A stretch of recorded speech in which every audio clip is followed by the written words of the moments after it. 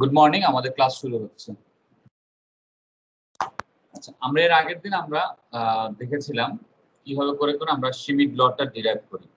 তো বেসিক্যালি আমরা আমাদের একটা প্লেন ছিল, আমাদের এটা হচ্ছে লোডিং অ্যাক্সিস। আমরা মনে করি টেনসাইল লোড দিয়েছিলাম এখানে, দেওয়ার পরে এফ যদি লোড হয় আর এটা যদি আমাদের এরিয়া এ হয়, তাহলে এখানকার স্ট্রেস যেটা হবে, টেনসাইল স্ট্রেস হবে sigma equals to F over এ।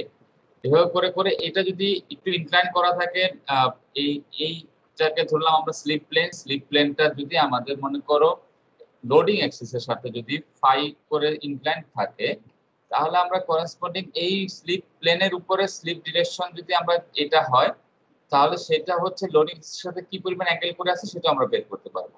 তো সেভাবে করে করে আমরা সেখান থেকে আমরা একটা সিমিট ল আমরা ডিরাইভ করেছিলাম, tau equals to cos pi cos lambda, আর হচ্ছে এখানে আচ্ছা নিচে ইনটু টাইমস ছিল হচ্ছে আমাদের একটা আমাদের স্ট্রেস যেটা ছিল সেটা সিগমা, যে বাইরে থেকে আমরা যে স্ট্রেসটা দিয়েছি সেটা।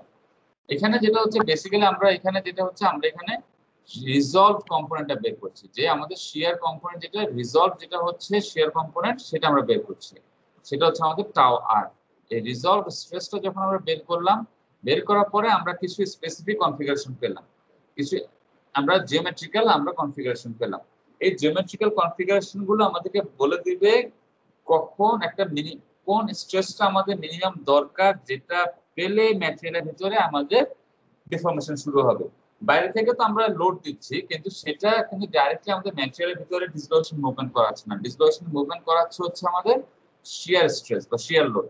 সেই শিয়ার লোড একটা পার্টিকুলার কোন ভ্যালু হলে সে মুভ করবে সেটা আমরা এই সিমিট ল থেকে আমরা বের করে নিতে পারি। তো সেটা আমরা যদি দেখি, এই এই কথাগুলো কিন্তু ইসে নাই, আমাদের যে চ্যাপ্টার আছে সেগুলো নাই, কিছু কিছু জিনিস স্লাইড থেকে করে নিতে হবে। হ্যাঁ, যেরকম এই কথাগুলো ওখানে নাই, তো জাস্ট বেটার আন্ডারস্ট্যান্ডিং এর জন্য এটা আলাদা করে এখানে দিয়েছি। তো মনে করো আমাদের তো জানি আমরা অনেকগুলো স্লিপ সিস্টেম থাকে, যখন আমরা আস্তে আস্তে টেনসাইল লোড দিতে থাকবো, রিজলভ শিয়ার স্ট্রেস যেটা টাও আর, প্রত্যেকটা সিস্টেমে স্লিপ সিস্টেমে ইচ স্লিপ সিস্টেম আমাদের আস্তে আস্তে সে বাড়তে থাকবে, ইনক্রিজ হতে থাকবে, যতক্ষণ না পর্যন্ত ক্রিটিক্যাল রিজলভ শিয়ার স্ট্রেস একটা পার্টিকুলার শিয়ার স্ট্রেসের ভ্যালু রিচ না করবে। পার্টিকুলার শিয়ার স্ট্রেসের ভ্যালু এটা অলমোস্ট কনস্ট্যান্ট থাকবে একটা পার্টিকুলার স্লিপ সিস্টেমে। ওই ওই স্ট্রেসটা না রিচ করা পর্যন্ত, ওই টাও আর এর ভ্যালুটা রিচ না করা পর্যন্ত আস্তে আস্তে বাড়তে থাকবে। ওই পার্টিকুলার ভ্যালুটাকে আমরা বলতেছি হচ্ছে টাও সিআরএসএস। সিআরএসএস কি? Critical resolved shear stress. যখন ওই পার্টিকুলার শিয়ার স্ট্রেস ভ্যালুটা পৌঁছে যাবে, দেন দ্য ক্রিস্টাল প্লাস্টিক্যালি ডিফর্ম করবে। যেই সিস্টেমে সে প্লাস্টিক্যালি স্লিপের মাধ্যমে ডিফর্মেশন শুরু করবে, সেই সিস্টেমটাকে আমরা বলবো হচ্ছে প্রাইমারি স্লিপ সিস্টেম। তাহলে যেই স্ট্রেসের কারণে, এক্সটার্নাল স্ট্রেসের কারণে, যেই এক্সটার্নাল স্ট্রেসের কারণে আমরা এই প্রাইমারি স্লিপ সিস্টেমে গ্লাইড মেথডে আমি স্লিপটা করালাম, সেটাকে আমরা বলবো হচ্ছে ওই ক্রিস্টালের ইয়েল্ড স্ট্রেস। যত আমাদের বাড়তে থাকবে লোড, যত আমাদের কন্টিনিউয়াসলি বাড়াতে থাকবো, লোড হচ্ছে বাইরে থেকে যে আমরা টেনসাইল লোড দিচ্ছি, সেই টেনসাইল লোড যত আমরা বাড়াতে থাকবো, tau C critical resolved shear stress অন্যান্য স্লিপ সিস্টেমও আস্তে আস্তে সে রিচ করতে থাকবে। রিচ করতে থাকলে তাহলে সেগুলো আস্তে আস্তে অপারেট হতে থাকবে।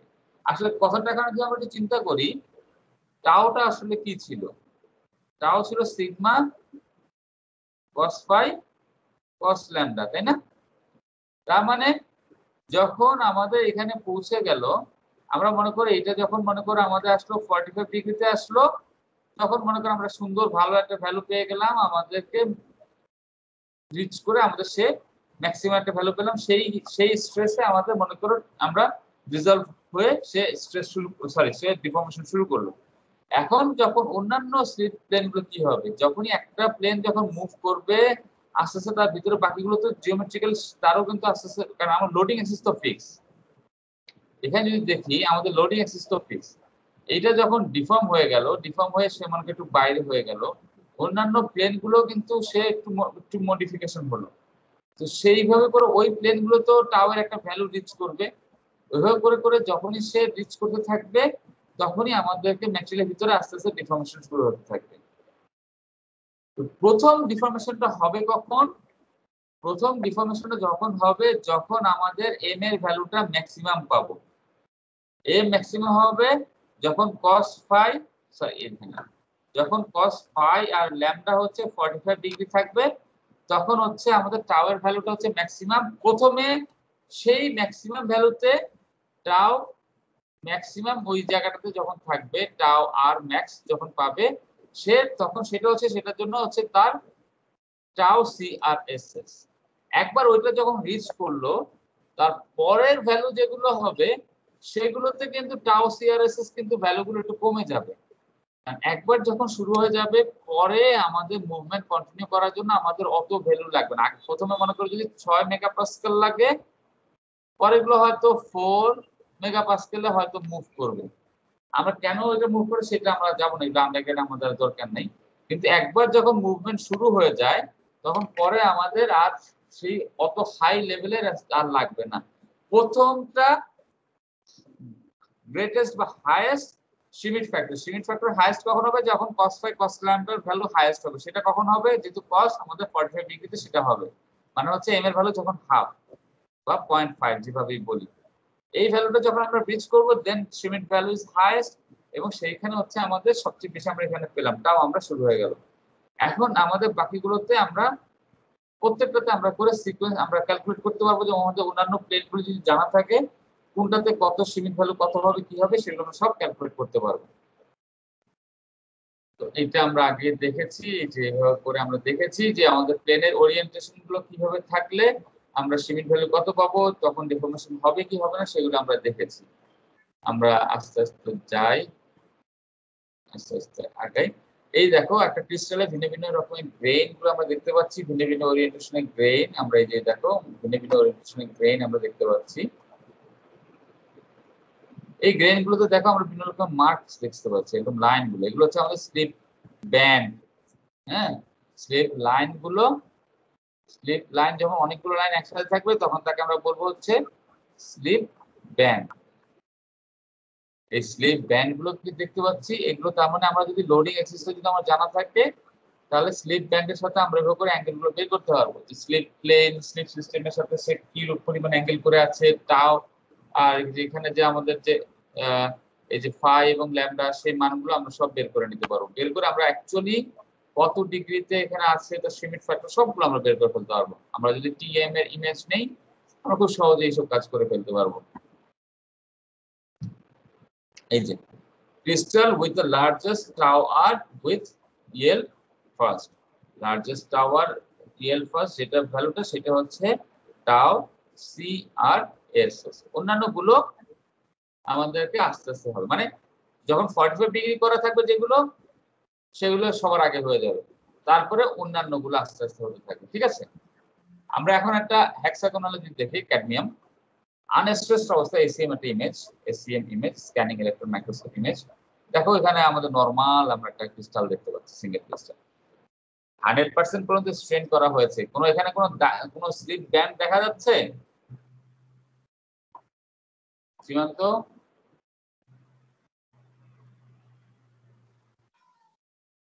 সীমান্ত স্যার, কোনো স্লিপ ব্যান্ড দেখতে পাচ্ছি?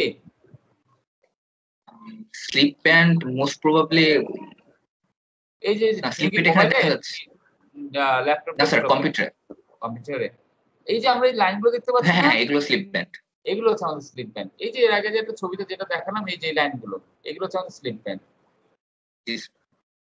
ঠিক আছে, এই লাইনগুলো হচ্ছে আমাদের স্লিপ ব্যান্ড। তো এই হচ্ছে আমাদের স্লিপ ব্যান্ড আমরা দেখতে পাচ্ছি, এইভাবে করে আমরা স্লিপ ব্যান্ড গুলো আমরা দেখতে পাচ্ছি। হ্যাঁ, এই দেখো এইভাবে করে গেছে। এখন যদি আমাদের এটা একটু 200% পর্যন্ত যদি যাই, এটা হচ্ছে মনে করো টেনসাইল অ্যাক্সিস হচ্ছে এইভাবে আসছে 45 ডিগ্রি করে আসছে। হ্যাঁ, এই ছবির সাথে। তাহলে দেখো এই স্লিপ ব্যান্ড গুলো আমাদেরকে এইভাবে করে আসে না, আমাদের এখান থেকে তার মানে আমরা অ্যাঙ্গেল ট্যাঙ্গেল গুলো সব বের করে নিতে পারবো না। স্লিপ ব্যান্ড গুলো একটু জুম করে দেখানো আছে, দেখো আমরা স্লিপ ব্যান্ড গুলো দেখতে পাচ্ছি না এখানে, স্লিপ ব্যান্ড এই যে লাইন গুলো দেখতে পাচ্ছি না, এটা সব হচ্ছে আমাদের স্লিপ ব্যান্ড। এগুলোকে আমরা বলবো হচ্ছে স্লিপ। আমরা স্লিপ লাইন, অনেকগুলো স্লিপ লাইন একসাথে থেকে সেটাকে বলা হচ্ছে স্লিপ ব্যান্ড। মাঝখানে এগুলো ক্র্যাক। না না, ক্র্যাক এটা এটা এটা ক্র্যাক। হ্যাঁ, আর এগুলো হচ্ছে লাইন, এগুলো হচ্ছে ক্র্যাক। এখন আসি একটা কিউবিক ক্লোজ প্যাক। সিসিপি হচ্ছে কিউবিক ক্লোজ প্যাক।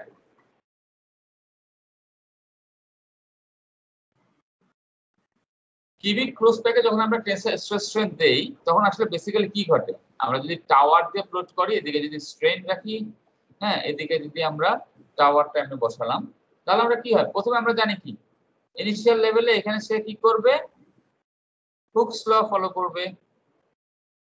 ইলাস্টিক স্ট্রেইনের মাধ্যমে আমাদের হচ্ছে বন্ডগুলো একটু তারা একটু ওয়ার্ম আপ করছে, তারা একটু স্ট্রেচ করছে নিজেদেরকে করে, তারা দেখলো যে আসলে তারা কতটুকু যেতে পারে, হুকস ল ফলো করবে ইলাস্টিক লেভেল।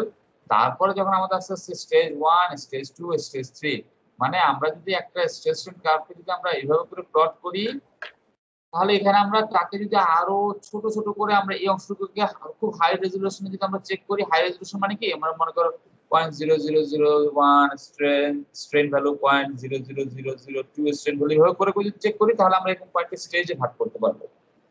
স্টেজে ভাগ করতে পারবো কি, প্রথম হচ্ছে স্টেজ 1টা কি হবে, এই যে ইয়েল পয়েন্ট, এটা আমাদের কি ইয়েল পয়েন্ট না নাজিয়া? জি স্যার।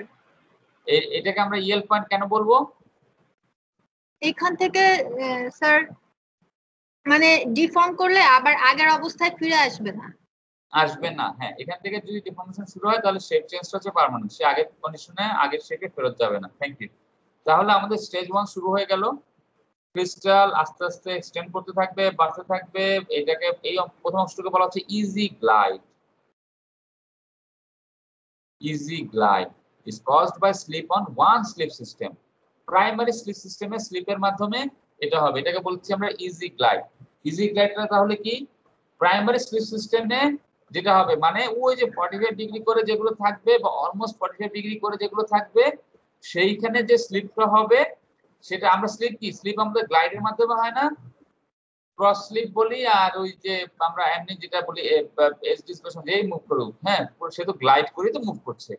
এটা হচ্ছে ইজি গ্লাইড, তার মানে এই প্লেনগুলোতে সবার আগে সুন্দরভাবে সে সহজে শুরু হবে, সেটা হচ্ছে ইজি গ্লাইড। স্টেজ 1 গেল।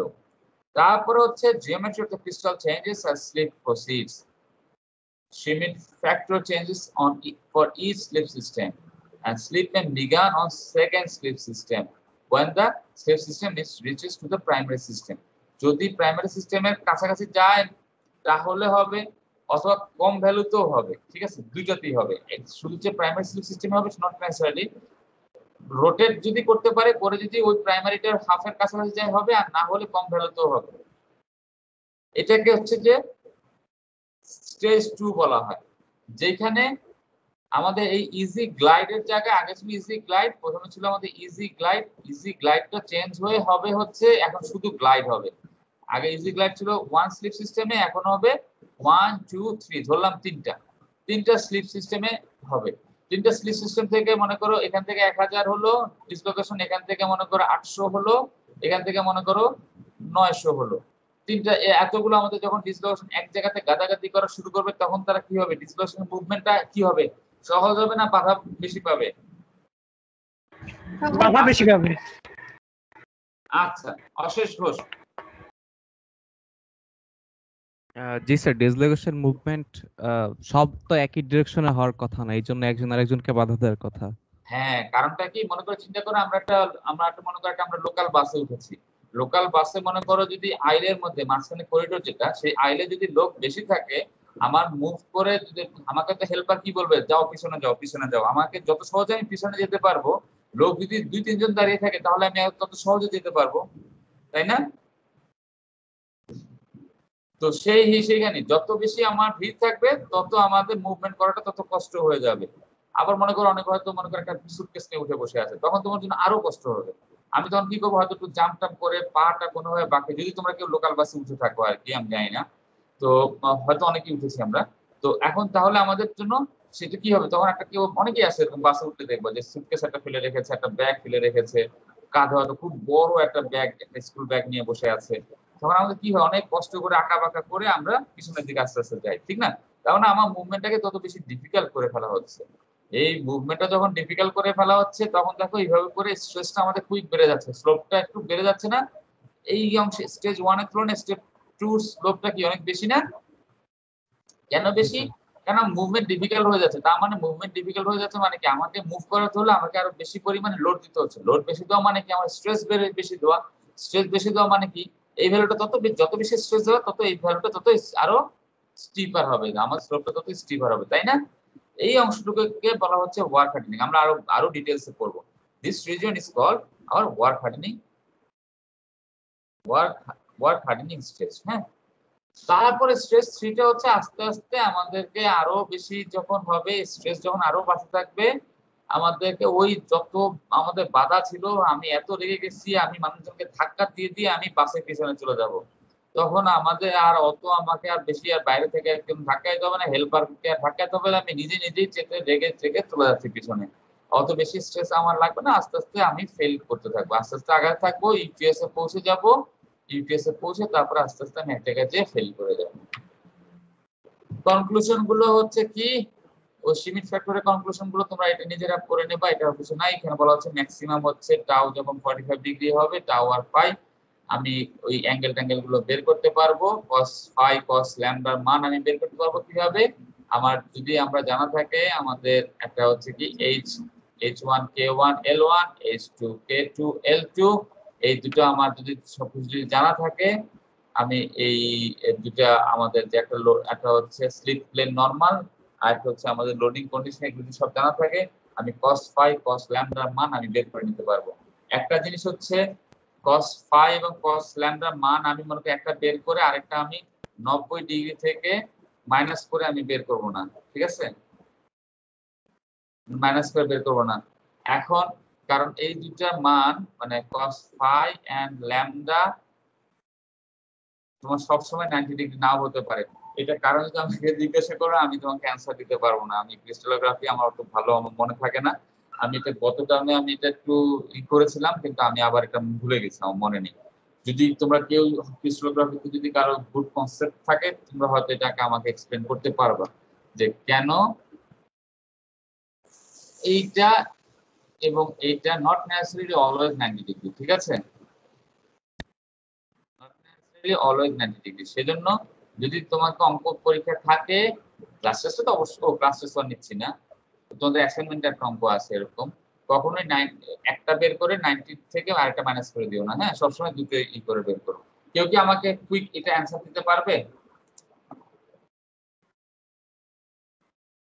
কেন এটা 90 ডিগ্রি না সবসময়?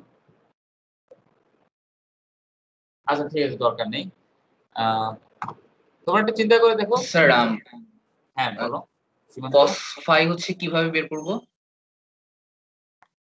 cos ফাই এইভাবে করে বের করবা, ল্যামডা যেভাবে করে বের করলাম আমি দেখাচ্ছি, আমরা একটা অঙ্ক আমরা একটা দেখবো এখন, আমরা এটা দেখবো, এই যে এখনই আমরা एग्जांपल দেখবো।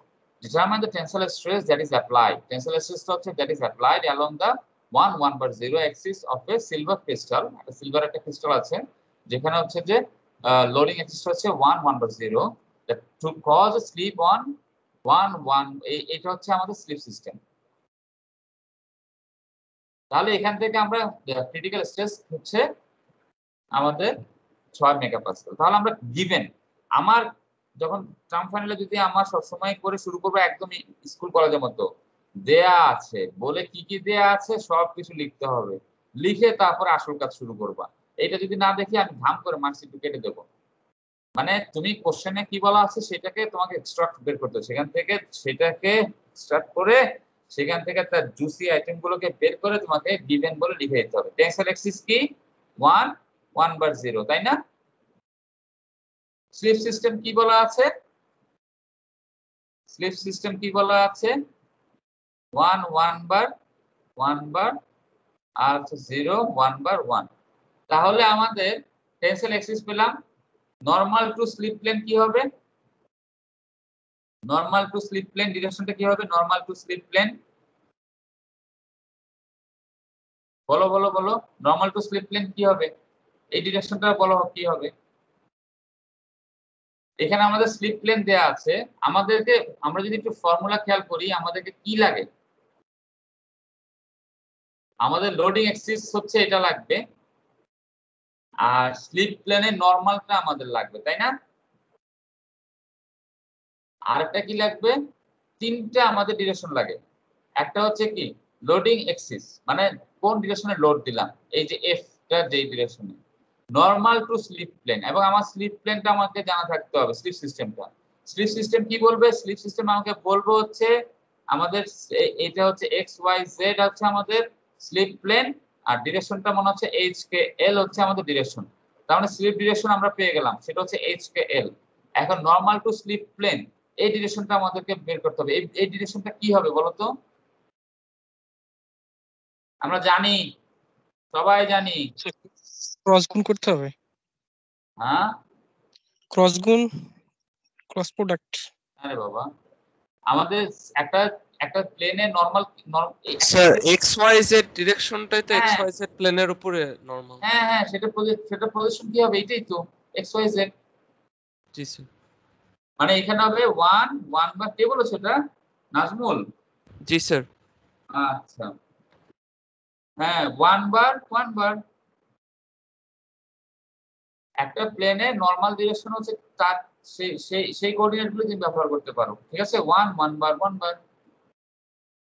তাহলে আমরা কয়টা আমরা পেয়ে গেলাম, কি কি ইনফরমেশন আমরা পেয়ে গেলাম? আমি যদি আবার এখানে যাই, সরি পেজটা একটা মেস হয়ে গেছে, এটা ক্লিন করি নাকি? দরকার নেই আবার এখন। হ্যাঁ, আমরা এই ডিরেকশনটা পেয়ে গেছি। আচ্ছা, অন্য আরেকটা পেজে যাই যেখানে ছবিটা কাটাকাটি করব। হ্যাঁ, আমরা এই ডিরেকশনটা পেয়ে গেছি, তাই না? আমরা স্লিপ সিস্টেম দেওয়া আছে, তার মানে আমি হচ্ছে এই প্লেনটা জানি, এই প্লেনটা জানি, এবং এই ডিরেকশনটা আমরা জানি। এখন হচ্ছে এই প্লেনের যে কোঅর্ডিনেট, প্লেন নরমাল হচ্ছে আমাদের সেই কোঅর্ডিনেট, তাহলে আমি এই তিনটা প্লেন আমরা জানি। এখন এই দুইটা ডিরেকশনে, সরি এই তিনটা ডিরেকশনও জানি, এই দুইটা ডিরেকশনের মাঝখানে কোসাইন কত হবে সেটা আমরা বের করতে পারবো না?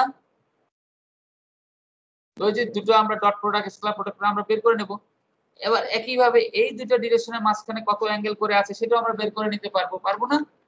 এই যে আমরা এই ফর্মুলা যদি ব্যবহার করি, এই যে h ডট, আমরা যদি h1 k1 l1 এই একটা ডিরেকশন, আর এটা হচ্ছে h2 k2 l2 এই একটা দুটো ডিরেকশন হয়, তার মাঝখানে অ্যাঙ্গেল দুটো আমরা কিভাবে বের করব?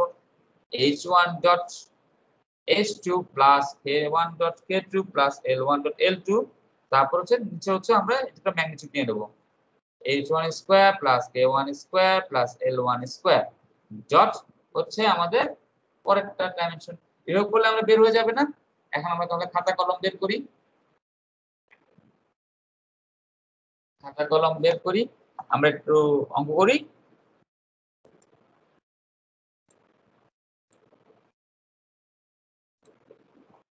এখানে আমাদের এখানে আমরা সবাই একটু আমরা কুইক একটা অঙ্ক করে ফেলি। হ্যাঁ, আমাদের একটা কুইক একটা অঙ্ক করে ফেলি। আচ্ছা না, অঙ্ক করতে হবে না এখন, তোমরা একটা অ্যাসাইনমেন্টই করবা। হ্যাঁ, আমাদেরকে তাহলে এটা আমাদেরকে কি ছিল? আজকে যারা কথা বলেনি তাদের মধ্যে একজন বলো তো, আসিউর রহমান নির্ঝর, এটা এইটা হচ্ছে কি আমাদের? Tensile loaded direction sir. Tensile loading direction. আর এটা হচ্ছে আমাদের স্লিপ সিস্টেম। তাহলে আমাদের এই ডিরেকশনটা কিসের? এই যে এখানে যে আমি যে সার্কেল করছি, এটা কি ডিরেকশন? এটা হচ্ছে টেনসাইল লোডেড ডিরেকশন, টিএল লিখলাম। এটা কি হবে, কিসের ডিরেকশন? যেই বরাবর স্লিপটা প্রপাগেট করবে। স্লিপ, হ্যাঁ স্লিপ ডিরেকশন। হ্যাঁ, এটা হচ্ছে স্লিপ ডিরেকশন। আর এইটাকে থেকে যদি আমি এটা নরমালটা যদি নেই, স্লিপ প্লেনের উপর লম্ব হবে। হ্যাঁ, এটা হচ্ছে normal to slip plane, normal to slip plane. তাহলে ভেরি গুড। তাহলে আমরা এখন অ্যাঙ্গেল গুলো বের করতে পারবো না?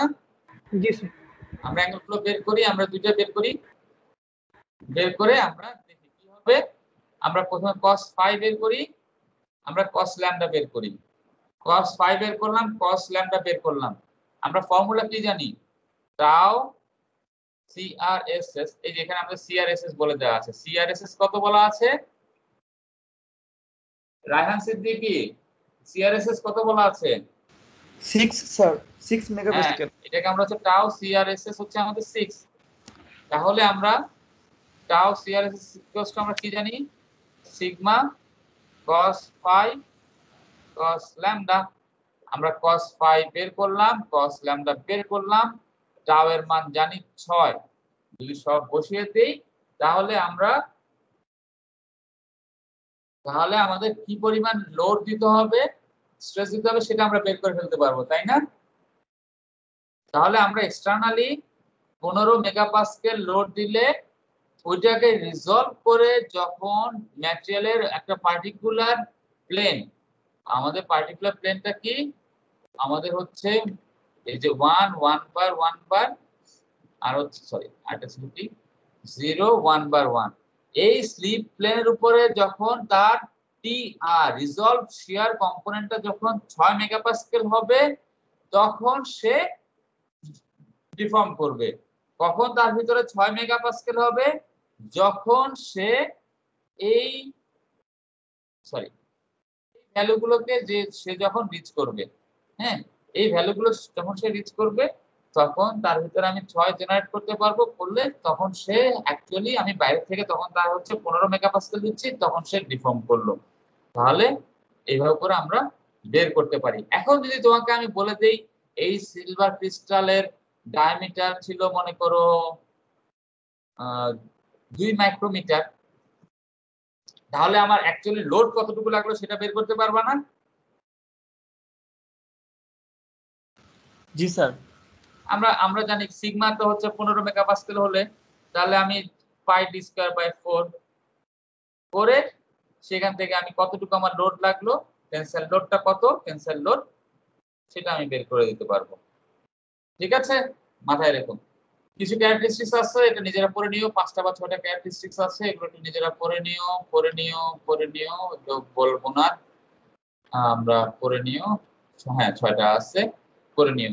তো এই একই জিনিসই আবার একটু আছে, আমরা এক্সাম্পলটা আমরা নিজেরা আসলে দেখানোর আর নাই, তোমরা নিজেরাই একটা করে ফেলতে পারবা। আমি আজকে পিডিএফ দিয়ে দিচ্ছি, তোমরা এগুলো নিজেরাই করে নিতে পারবা। মনে করো একটা কপারের বেলায়, হ্যাঁ কপারের বেলায় এফসিসি না বললেও তো আমরা জানি যে কপার হচ্ছে এফসিসি, 12টা স্লিপ সিস্টেম থাকবে এবং আমাদেরকে এইটা স্লিপ সিস্টেম কি কি হতে পারে সেটা আমাদেরকে নিজেরাই আমরা জানা আছে। একটা হচ্ছে স্লিপ প্লেন হচ্ছে 111 আর হচ্ছে 110 ডিরেকশন। তাহলে ঠিক আছে 111 প্লেনকে আমি 4 ভাবে সাজাতে পারবো। ঠিক আছে, আমি এই 1 2 3 4 4 ভাবে সাজালাম। সাজানোর পরে ডিরেকশন যেটা আছে 3টা ডিরেকশনে যাবে।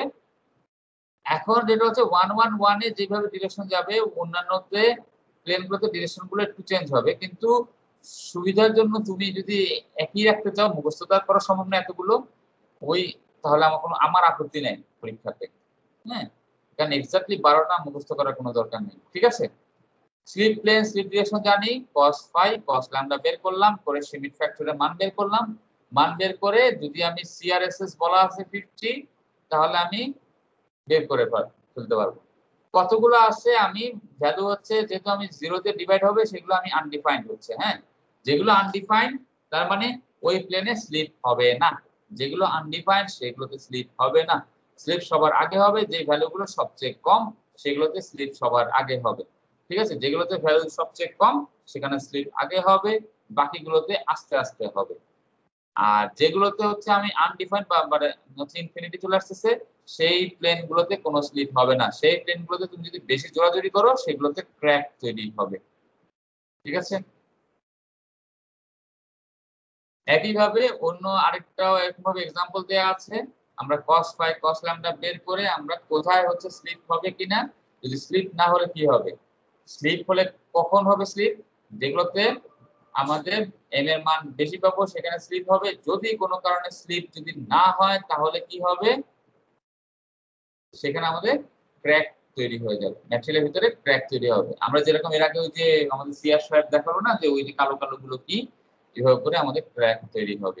একইভাবে আমরা এভাবে করে করে আমরা cos phi cos lambda করে আমরা বের করে নেব। যেগুলোতে আমাদের ডিফাইন করতে পারবো না সেগুলোকে আমরা বলে দেব নন ডিফর্মড বলে দিতে পারি, কোনো সমস্যা নেই, তাহলে একদম ক্লিয়ার হয়ে গেল। নন ডিফাইন্ড না বলে একদম ডিফর্ম না, নট ডিফর্ম, এইটাতে স্লিপ হবে না বা নো স্লিপ, নো স্লিপ লিখে দিতে পারো, no slip, not deform, low slip. তাহলে আমাকে এইখান থেকে এই কে বলবা,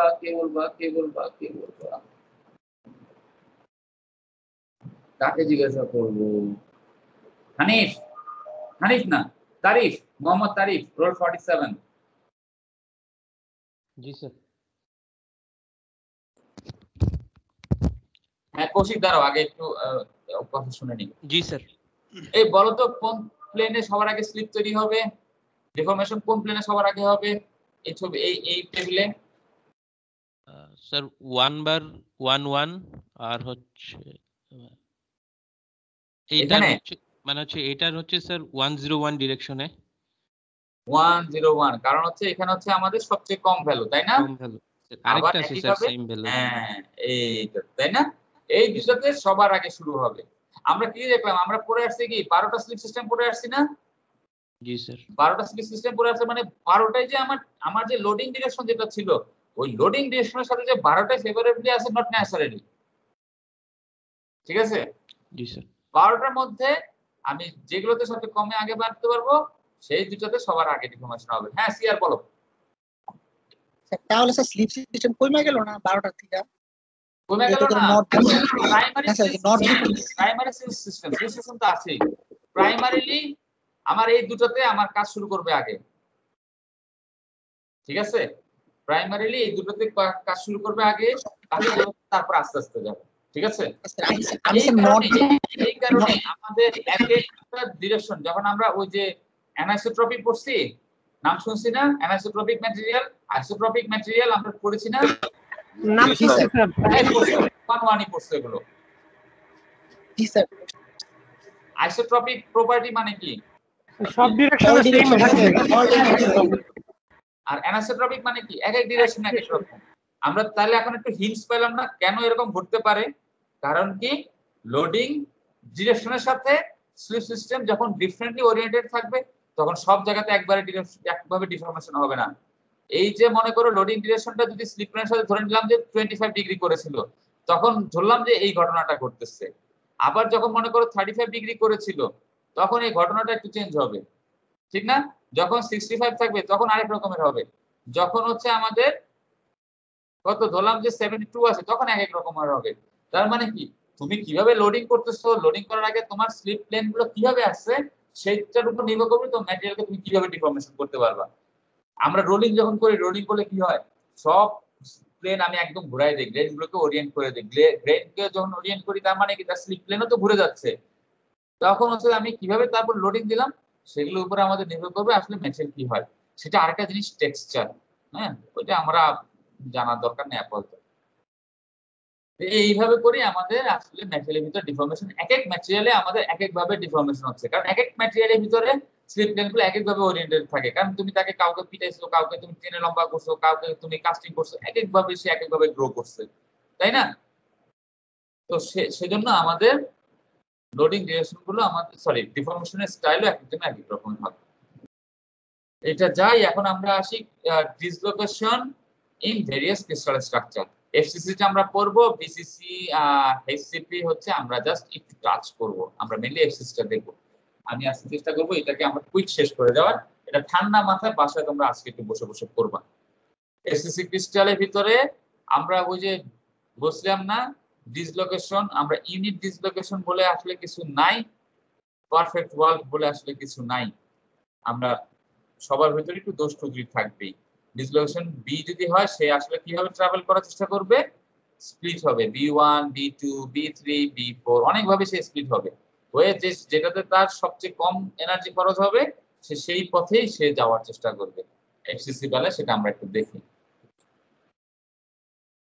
primary slip plane in the FCC তে হচ্ছে আমাদের ওই যে আমরা প্রাইমারি কথাটা একটু আগে পড়ে আসলাম না, প্রাইমারিতে কি ছিল যেখানে সবার আগে সিমিট ভ্যালুটা আমরা ম্যাক্সিমাম পাবো 111 প্রাইমারি। আচ্ছা ঠিক আছে, প্রাইমারি যদি হয় আমরা মনে করি এখানে একটা এজ ডিসলোকেশন আছে, আমরা তাহলে কি দেখব এখন হচ্ছে এজ ডিসলোকেশন আছে। মনে করো এখানে আমাদের একটা এই মনে করো আমাদের একটা স্লিপ এফসিসি একটা আমরা কিছু এখানে অ্যাটম দেখতে পাচ্ছি, হ্যাঁ গ্রে অ্যাটম গুলো মনে করো এ পজিশনে আছে, তারপরে এগুলো হচ্ছে বি পজিশনে আছে। তো আমরা এইখানে কিছু অ্যাটম আমরা তো এখানে মিসিং কিছু আমরা দেখতে পাচ্ছি অ্যাটম আছে, তাই না? সরি আমি একটু ক্লিয়ার রাখি। এখন ডিসলোকেশন যখন মুভ করবে, এই যে মনে করো এই যে এই সাদাগুলো হচ্ছে আমাদের কিছু এক্সট্রা অ্যাটম ছিল, সেগুলো হচ্ছে এই বি পজিশনে, এই এই গ্রে গুলো ছিল এই পজিশনে, সাদাগুলো মনে করো বি পজিশনে যে বসছে, হ্যাঁ এই বি পজিশনে ছিল। আর এখানে হচ্ছে আমাদের সি পজিশন, হ্যাঁ সি পজিশন। তাহলে এই যে এই বি পজিশনের অ্যাটম গুলো আমার এক বি থেকে আরেক বিতে সে যাবে। এখন সে যাবে কিভাবে? সে এই একটা ক্রিস্টাল হার্ড বলের কথা চিন্তা করো, ক্রিস্টালের বাম থেকে একটা হার্ড বলের বাম থেকে একটা পিং পং বলের বা থেকে ডান দিকে যখন যাবে, তার মানে কি তার উপরে উঠে যেতে হবে না? উপরে উঠে সে যাবে, মনে করো এই পজিশন থেকে সেই পজিশনে এভাবে করে করে সে আস্তে আস্তে করে যাবে, এভাবে করে সে যাবে, এভাবে করে যাবে, এভাবে করে সে যাবে, এভাবে করে করে সে মুভ করলো, ঠিক আছে? আসলে সে বেসিক্যালি কিভাবে মুভ করবে, আমি এখান থেকে শুধুমাত্র এই এই এই এই লেয়ারটাকে নিয়ে যাই। এই লেয়ারটাকে আমি যখন মুভ করাবো সে আসলে সেভাবে মুভ করবে না। সে আসলে কিভাবে মুভ করবে? সে ছিল এই পজিশন থেকে এই পজিশনে আসবে, দেখতে পাচ্ছ? এই যে এখান থেকে এখানে আসবে, সে ডাইরেক্ট এটার উপরে দিতে যাবে না, এখান থেকে এখানে আসবে, এখান থেকে তারপরে এখানে যাবে, এখান থেকে এখানে, এখানে, এখান থেকে এখানে, এখান থেকে এখানে, এখান থেকে সেখানে, এখান থেকে এখানে, এখান থেকে সেখানে, এইভাবে করে আসবে এখানে, তারপরে যাবে, এইভাবে আসবে, তারপরে এইভাবে যাবে। ওকে, এইভাবে করে তারা হচ্ছে, তাহলে কি হলো? সে তার রাস্তাটাকে সে ভেঙে ফেললো, স্প্লিট করে ফেললো। এই যে ডাইরেক্ট বি পজিশনে না যে বি মাধ্যমে মুভ না করে সে সি ভেক্টর তৈরি করলো, তারপর আছে ডি আর একটা বার্গার সেক্টর তৈরি করলো, সেভাবে করে তৈরি করলো। এখন বি বার্গার সেক্টরে আর সি প্লাস ডি, যেটা যদি এইটা যদি এনার্জি কম খরচ হয় তাহলে এটা ওকে এভাবে যাবে, যদি এখানে এনার্জি কম খরচ হয় তাহলে সে সোজা ওইভাবেই চলে যাবে, ঠিক আছে? এই যে আমরা যে সি এবং ডি তে সে স্প্লিট হয়ে গেল, ডিসোসিয়েট হয়ে গেল, এটাকে আমরা বলবো হচ্ছে কি বলবো? পার্শিয়াল ডিসলোকেশন, তাই না? আমরা এটাকে বলবো হচ্ছে পার্শিয়াল ডিসলোকেশন। তাহলে কি হলো? Atom arrangements in that figure particularly significant because it shows how a single unit dislocation can break down into a pair of partial dislocation. A unit dislocation B breaks down or splits into a pair of partial dislocations having Barger sector B1, B2. But in our case, it is dislocation B splits into C and D Barger sector. ঠিক আছে? তাহলে এখন আমরা তাহলে কি হলো? এখন আমরা কি হলো ঘটনাটা আমরা যদি একটু একটা কিউবিক সেলে যে আমরা একটু দেখি, from B1 position we are moving to position B2 with a Barger vector half 110. কিন্তু আমরা দেখলাম এইখানে আমাদের যেতে we need more energy, আমাদের কষ্ট বেশি হবে। একটা ক্রিস্টালের উপরে গায়ে বেয়ে বেয়ে পাহাড় বেয়ে বেয়ে উঠবো, উঠে আবার নামবো, তার থেকে ওই যে যদি টিন টিন করে থাকা, এত কষ্ট করে ক্যাপ্টেন হ্যাডক বলে কেন এত কষ্ট করে পাহাড়ে উঠে লাভ কি, টিন টিন এন্টিবেট যদি নেমেই যেতে হয় তাহলে আর আমি কষ্ট করে কেন পাহাড়ে উঠবো? টিন টিন করেছো কেউ নাকি এখন আর কেউ করে না এগুলো? কেউ করো নাই? স্যার ছোটবেলায় পড়ছিলাম, মনে নাই। ওরে বাবা, তুমি ছোটবেলায় পড়ছো, আমিও তো ছোটবেলায় পড়ছি, ভুলে গেছো না? আচ্ছা, তখন 80 টাকা করেছিল, ইন্ডিয়ান অরিজিনালটা কিনতাম 80 টাকা করেছিল নিউ মার্কেটে, সেই 90 দশকের কথা বলতেছি। এখন কি অবস্থা আল্লাহ জানে। আচ্ছা, এখন তাহলে সে কি করবে? সে স্প্লিট হবে। যদি আমি ক্রিস্টালে অ্যাকচুয়াল সব পয়েন্টগুলো যদি ঠিক মতো বসাই করে যদি আমি দেখি, এইভাবে এই যে এই ডিরেকশনটা হচ্ছে আমাদের, হ্যাঁ এই ডিরেকশনটা হচ্ছে হাফ 1 to 1। তোমরা কেউ টিন টিন পড়ো নাই, অ্যাস্টেরিক্স পড়ো নাই ছোটবেলায়?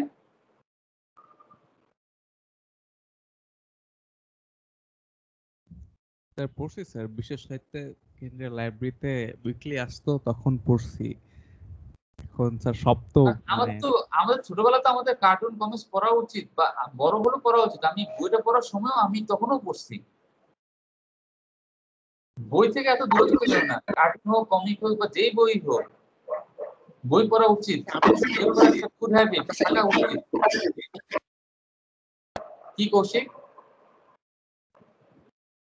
আমরা মিক্স মানে অ্যানিমেশন দেখি আর কি, আর এখন তো কার্টুন মানে বই পড়ার থেকে অ্যানিমেট করে ফেলায় তো। বই পড়াটা মানে বই পড়ার হ্যাবিটটা, এর জন্য তোমাদেরকে আমি একটা অ্যাসাইনমেন্ট দিছি, হ্যাঁ, মিলেনিয়াম জেনারেশন আর জেনারেশন জেড বুঝে শুনিয়ে দিয়েছি। দেখেছো তো সবাইকে 340 যে একটা সেশনাল অ্যাসাইনমেন্ট দেয়া আছে? স্যার 25 তারিখের রিপোর্ট। হ্যাঁ জানি না, আমি অনেক কিছু দিয়ে রেখেছি, যেগুলো ডেডলাইন সব দেওয়া আছে, ডেডলাইন অনুযায়ী যা যা দেওয়া আছে সেভাবে করে করবা, কিন্তু ডেডলাইন মিস করলে কিন্তু মার্কস কাটা যাবে। আর একটা বলবো, বই পড়ার অভ্যাস করো। বই পড়াটা খারাপ লাগে না, একটা নতুন বই কিনে বইয়ের গন্ধটাই তো ভালো লাগে। বই পড়ার অভ্যাস করো, যদি আগে ছোটবেলা থাকে বই পড়ার অভ্যাস রাখা উচিত। সেজন্য ওই যে আমাদের ক্লাসের বইগুলো পিডিএফ না পড়ে সেগুলো হয় কেনো বা ফটোকপি করো, যা খুশি করো, কিন্তু বই পড়ার অভ্যাস রাখা উচিত। আর যাই হোক, এটা তোমাদের যার যার পার্সোনাল চয়েস। এখন তাহলে সে কি করবে, এই যে এই এই ডিরেকশন যেটা আছে, এই ডিরেকশনটা কি বললাম, হাফ 2/1/1, এই ডিরেকশন দিয়ে সে গেল। প্রথমে কি করবে, এখান থেকে সে এদিকে গেল, এই অংশটুকু হচ্ছে এটা 1/6, তার মানে এই অংশটুকুকে আমরা কি বলতে পারি, এই অংশটুকু হচ্ছে 1/6 এটা। আবার এইভাবে একইভাবে এখান থেকেও সে আবার আমরা এভাবে করে বের করতে পারি এই অংশটুকু কত। তার মানে এখান থেকে B1 থেকে C তে গেল, C থেকে B2 তে গেল, তাহলে সেটা হলো আমাদের 1/6 এটা প্লাস 1/6 এটা।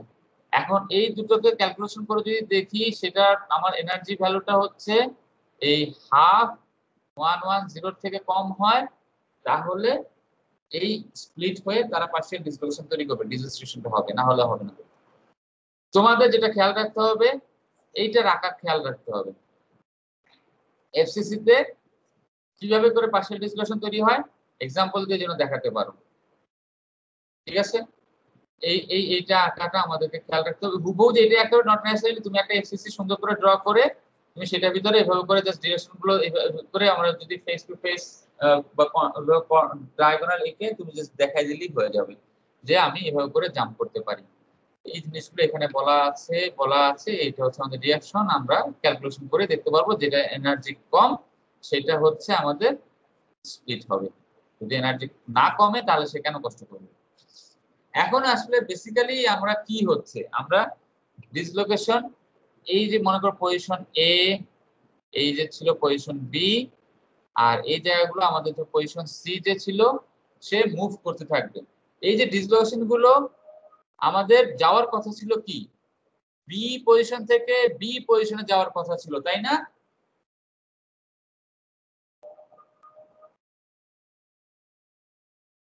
সুজনরা না, তাই তো ছিল। আমাদের ডিসকাশন বলেছিলাম যে এই পজিশন থেকে সে এই পজিশনে যাবে, সে আসলে কি করলো, সে তা করে নাই। সে কি করলো, সে বি থেকে সে সি যে পজিশনটা আমাদের ছিল, খেয়াল করো এফসিসি তে এ বি সি তিনটা পজিশন, সি পজিশন ছিল, বি পজিশন থেকে সে স্প্লিট হয়ে সে একটা স্প্লিট ডিসকাশন করে সি পজিশনে গেল, সেই সি পজিশন থেকে সে তারপর বি পজিশনে চলে গেল। প্রতিটা বেলাতে সে তাই করবে। এই যে বি পজিশন গুলো ছিল, সে বি পজিশন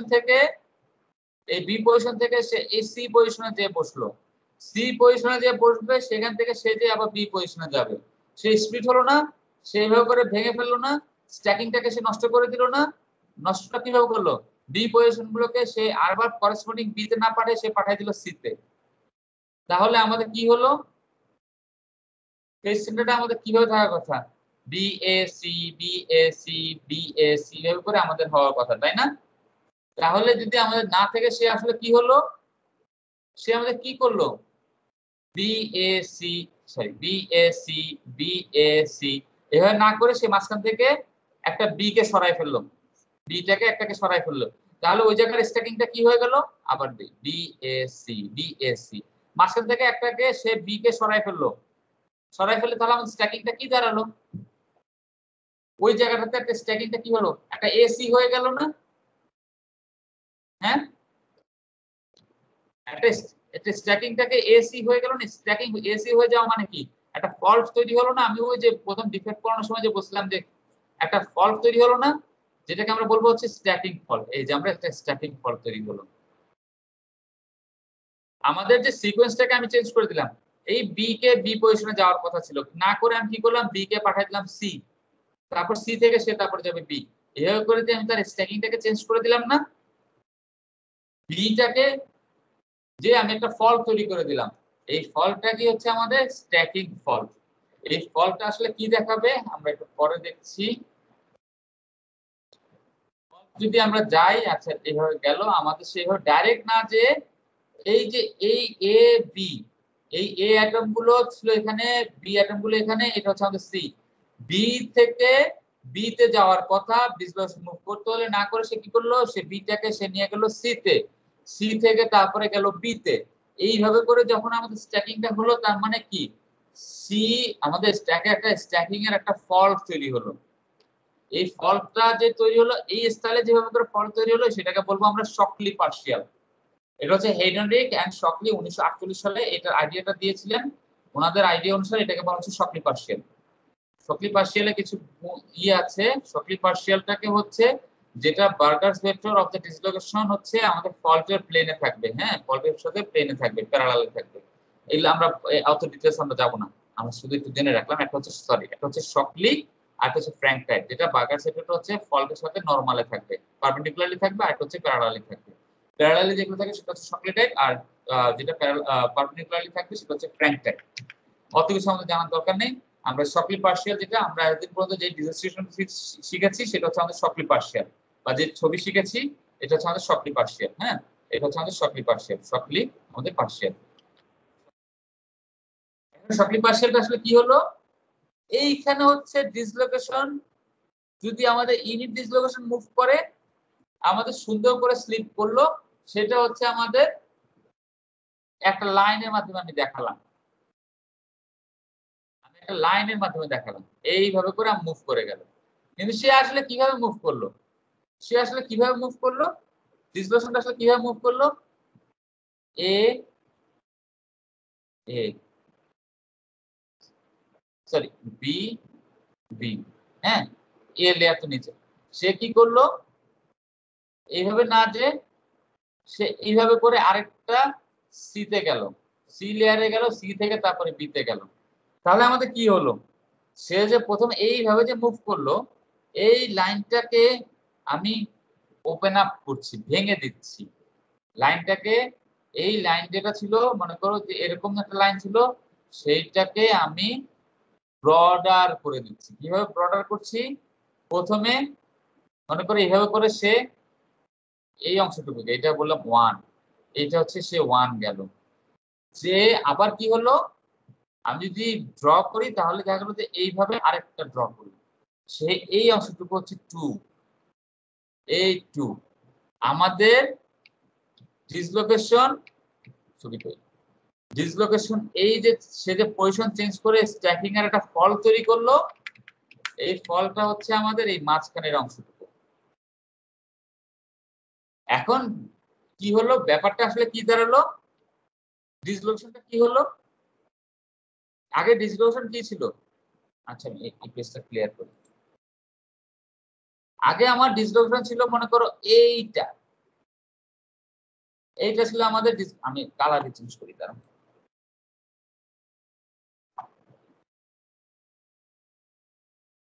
আগে আমার ডিসলোকেশন ছিল হচ্ছে এইটা, তাই না? এটা হচ্ছে আমাদের একটা ইউনিট ডিসলোকেশন ছিল। মুভ যখন তাকে বললাম এবার দিলাম ধাক্কা, শিয়ার ফোর্স রিজলভ সিআরএসএস পেয়ে গেল, টাও সিআরএসএস চলে আসলো, টাও ম্যাক্স হয়ে গেল, টাও ম্যাক্স হয়ে সিআরএসএস চলে আসলো, তখন সে কি হবে, তখন সে এইটা ডাইরেক্ট এই পজিশনে চলে না, যে সে এখান থেকে এই পজিশনে আসলো, মানে এই ডিসলোকেশনটা এই 1টাকে যদি বলি এই 1 প্রাইম পজিশনে আসলো, আসলো না? এসে তারপরে সে কি করবে, এইটা প্রতিভাবে একইভাবে 1 প্রাইম পজিশনে আসলো, 1 প্রাইম পজিশনে এসে তারপর হচ্ছে 2 প্রাইম পজিশনে যাবে। এটা হচ্ছে পজিশন 1, এটা হচ্ছে পজিশন 2।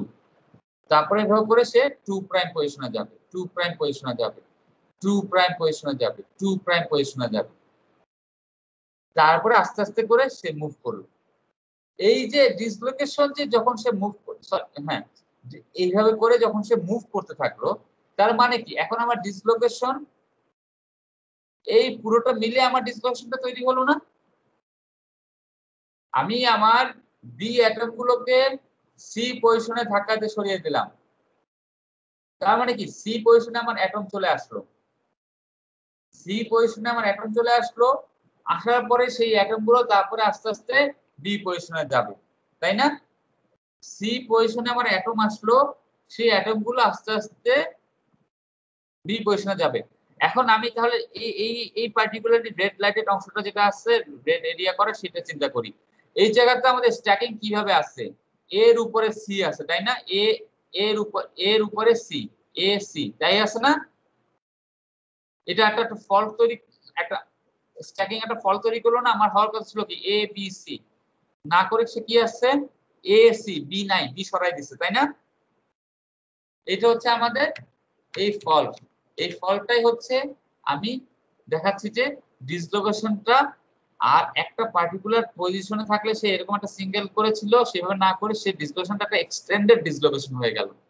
যে ডিসলোকেশনের ভিতরে বি পজিশনে অ্যাটম আছে, এ বি সি করেও অ্যাটম আছে, এবং একই সাথে শুধুমাত্র এ সি করেও আমাদের অ্যাটম আছে। এই যে একটা জিনিসটা সহজে তো থাকলো, এইটা হচ্ছে আমাদের ডিসলোকেশনের ফল্ট। এই যে অংশটুকু থাকলো সেটা হচ্ছে আমাদের ফল্টের এরিয়া, ডিসলোকেশনের ফল্ট। ডিসলোকেশনটা এভাবে করে যখন স্প্লিট হয়ে যখন সে দুইভাবে করে ভাগ হয়ে গেল, সে এক্সট্রা একটা লেয়ার সে যোগ করলো, সেই লেয়ারটা আর এবিসি নাই। যদি এবিসি থাকতো তাহলে সে এইভাবে করেই থাকতো, সিঙ্গেল হয়ে থাকতো। কিন্তু এইভাবে করে যেহেতু সে আছে, অন্য আরেকটা স্ট্যাকিং করে আছে, সেই ফলটা এরকম করে আমরা আলাদা করে আমরা তাকে দেখাবো। এটা বোঝা গেছে? এই যে স্ট্যাকিং ফল্ট, স্ট্যাকিং ফল্টের উইথ আমরা মেজার করতে পারি টিএম এর মাধ্যমে। টিএম এর মাধ্যমে আমরা হ্যাঁ আচ্ছা 53 বাজে পরে একটা ক্লাস শেষ এখনই শেষ করে দিচ্ছি 2 মিনিট। কথা হচ্ছে এই স্ট্যাকিং ফল্ট হচ্ছে, স্ট্যাকিং ফল্টের একটা এনার্জি থাকে, এর আগে তোমাদের কথাটা বলেছিলাম SFE, stacking fault energy. Stacking ফল্টের এনার্জি যত একটা ম্যাটেরিয়ালের যত কম হবে, আমাদের দুইটার মাঝখানের ফল্টের উইথ তত বেশি হবে, এটা যত বেশি চওড়া হবে। উইথ যে ম্যাটেরিয়ালের স্ট্যাকিং ফল্ট এনার্জি যত কম হবে তার উইথটা তত চওড়া হবে, ঠিক আছে? এখন আমরা যদি যাই অ্যালুমিনিয়াম এবং কপার দুইটাই এফসিসি। অ্যালুমিনিয়ামে কেন আমাদের ক্রস স্লিপ সহজ হয়, মানে অ্যালুমিনিয়ামে কেন ডিফর্মেশন কেন সহজ হয় কপারের তুলনায়? যদি আমরা দেখি অ্যালুমিনিয়ামের স্ট্যাকিং ফল্ট এনার্জি 200, কপারের 80, গোল্ডের 50, সিলভারের 25, সব তো আমাদের এফসিসি। এফসিসির মধ্যে এখন আমাদের কি হলো, ক্রস স্লিপ হচ্ছে অ্যালুমিনিয়ামে বলা হচ্ছে ক্রস স্লিপ অ্যালুমিনিয়াম বেশি, যার যত ক্রস স্লিপ বেশি তার তত আমি ডিফর্মেশনটা তত ভালো হবে। কেন বেশি?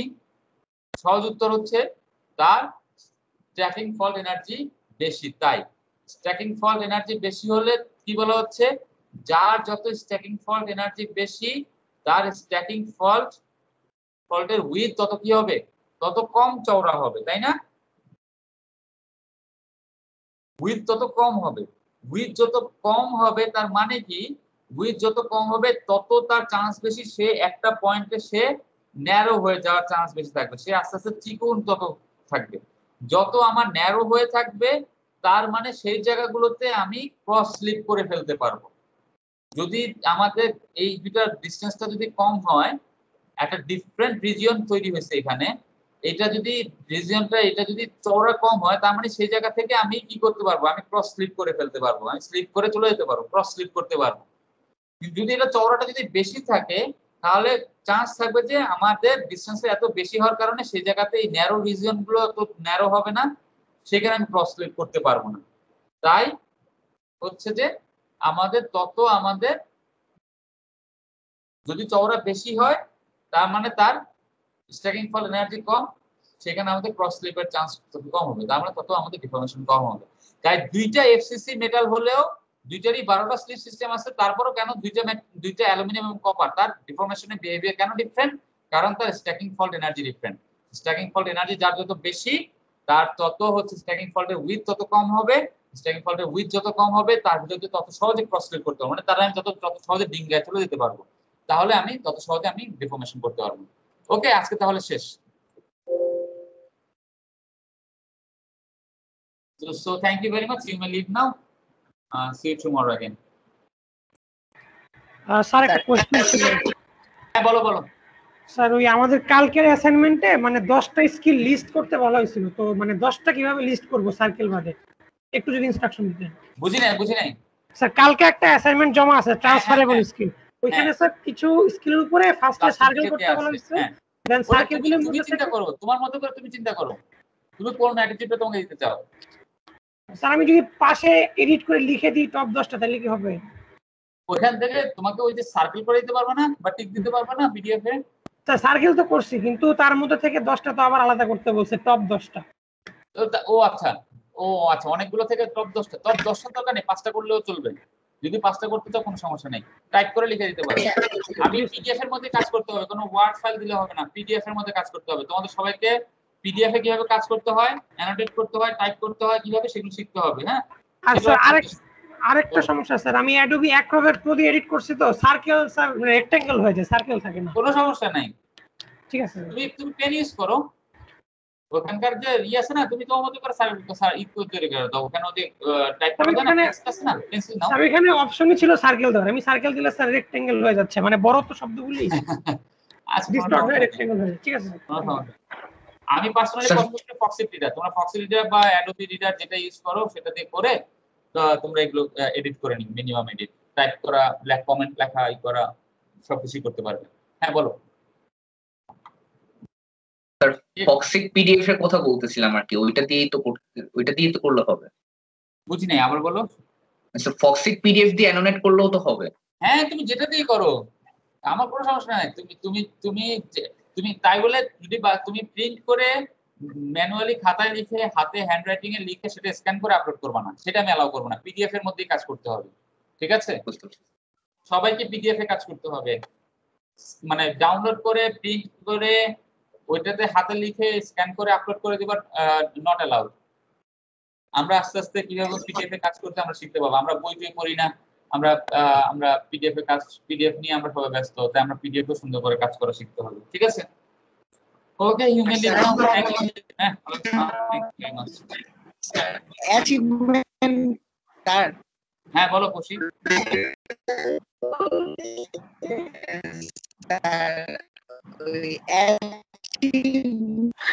দুজন কথা বলছি, যার জন্য আমি কারো কথাই শুনতে পাচ্ছি না। আমি সবাইকে মিউট করে দিলাম, কে কথা বলছো বলো।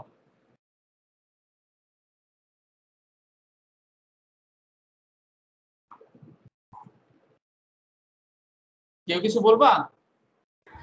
স্যার কৌশিক বলতে চাইছিল ওর মেবি মাইকের সমস্যা, মানে একটা অ্যাসাইনমেন্টের সাবমিট ডেট 4 জুন পড়ে গেছে, মানে কালকে যেটা দিলেন এটা মেবি বলতে চাচ্ছিল।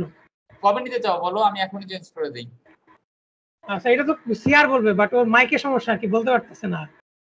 বাট 4 জুন মানে আমাদের জন্য সমস্যা হয়ে যায়, এই উইকে অনেকগুলি সিটি আছে স্যার। কেন স্যার এই উইকে অনেকগুলি সিটি পড়ে গেছে আর কি। একটা হচ্ছে 4, ও দুইটা কি 4 তারিখে দিছি? জি স্যার 4 জুন পড়ে গেছে কালকে যেগুলো দিলেন। না না না, দুইটা 4 হবে না তো, আমি রাতে বেলা ঘুমের ঘরে কি করছি না, আমি সরি 4 হবে না স্যার, এটা মেবি 4 জুলাই হবে। হ্যাঁ মানে কারণ 4 জুলাই হবে স্যার, কারণ অ্যাসেসমেন্ট 4 দেখলাম স্যার জুন 4 এ, আর জুন 25 এ। জুলাই হবে না, কারণ হচ্ছে এটা তো ডিসলোকেশন। তুমি এক মাস আমরা যেটা করে ফেলছি সাথে সাথে সেটা অ্যাসেসমেন্ট করে ফেলা ভালো, না হলে এগুলো পরে 1 মাস পরে তোমরা এগুলো করতে পারবে না। ঠিক আছে, সিটি নিলে কি করবো? আমি কি 1 মাস পরে সিটি নিতাম? আমি তাহলে তোমাদের একটা কি 4 তারিখে থাকবে নাকি দুইটাই চেঞ্জ করব? সিয়ার দুইটাই চেঞ্জ করলে ভালো হয়। 4 তারিখের জায়গায় তাহলে একটাকে দিয়ে দিই 7 তারিখ।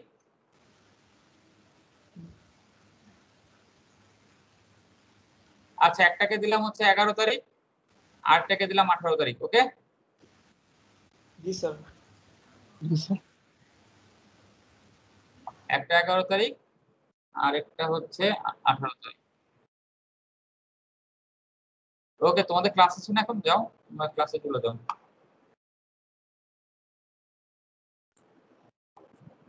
হ্যাঁ, থ্যাংক ইউ ভেরি মাচ। হ্যাঁ কৌশিক, 11 তারিখ করে দিচ্ছি। জি স্যার, মানে আচ্ছা ঠিক আছে, ওটা ঠিক আছে। আর স্যার ওই যে আমাদের যে অ্যাচিভমেন্টের জিনিসগুলো আছিল, মানে ওই যে কালকে যেটা দিব আর কি, ওই অ্যাচিভমেন্ট গুলা কি স্যার মানে মানে কমিউনিকেশন বেসড হওয়া লাগবে নাকি স্যার আমাদের যে কোনো কাজ, মানে ধরেন আমরা তো ম্যাক্সিমাম আর কি একাডেমিক তোমার তোমার অ্যাচিভমেন্ট তোমার নিজস্ব, ঠিক আছে এটা তোমার নিজস্ব অ্যাচিভমেন্ট, তুমি যেটা মনে করো স্যার পিওরলি একাডেমিক্যাল জিনিস দেওয়া না না, not necessarily, it's up to you, তোমার পার্সোনাল লাইফ। Okay sir. পুরোপুরি তোমার পার্সোনাল। কারো কাছে হতে পারে যে কষ্ট করে হলে উঠলাম, সেটা একটা সেটাও একটা তার কাছে একটা ক্রেডিট হতে পারে। কেউ হতে পারে আমি বইতে ভর্তি হলাম, এটাও একটা তার একটা বেস্ট অ্যাচিভমেন্ট মনে হতে পারে। কেউ হচ্ছে আমি জিপিএ 5 পেলাম, কিন্তু সব একাডেমিক দিও না। তুমি কাউকে একটা মানুষকে তুমি একটা গ্রাম মনে করো, একটা গ্রামে যে তুমি একজন মানুষকে হেল্প করলা, তাকে মনে করো তার একটা সে একটা মনে করো ট্রেন স্টেশনে একজন মনে করো সে তার ব্যাগ সুটকেসটা উঠাতে পারছে না ট্রেনে কম্পার্টমেন্টে, তুমি তাকে ওটা উঠাতে হেল্প করলে, এটা একটা অ্যাচিভমেন্ট, তাই না? সে তোমাকে একটা থ্যাংক ইউ বলো, সেটা তো একটা অ্যাচিভমেন্ট। তুমি তুমি এই যে বন্যা হচ্ছে, ঘূর্ণিঝড় হচ্ছে, তুমি ত্রাণ দিতে কোথাও গেলা, সেটা একটা বিগ অ্যাচিভমেন্ট। এরকম ভাবে অ্যাচিভমেন্টের শেষ নাই। তুমি মনে করো একজন মানুষকে হসপিটালে অ্যাডমিট করতে সাহায্য করলা, তার সাথে তুমি তাকে হেল্প করলা, গেলা, সেটাও অ্যাচিভমেন্ট। ঠিক আছে? জি স্যার, বুঝতে পারছি। মানে স্যার একাডেমিক দিতে বলবো সাথে আর কি ওগুলো মানে ওগুলো আছে। একাডেমিক বলতে নট নেসেসারি। বুয়েটে ভর্তি হওয়া জীবনের একমাত্র উদ্দেশ্য হতে পারে না, ঠিক না? সেটা অ্যাচিভমেন্টে থাকতেও পারে, নাও থাকতে পারে। আগে মানুষ হবো, তারপরে আমরা পড়াশোনা করব, আগে মানুষ। Thank you.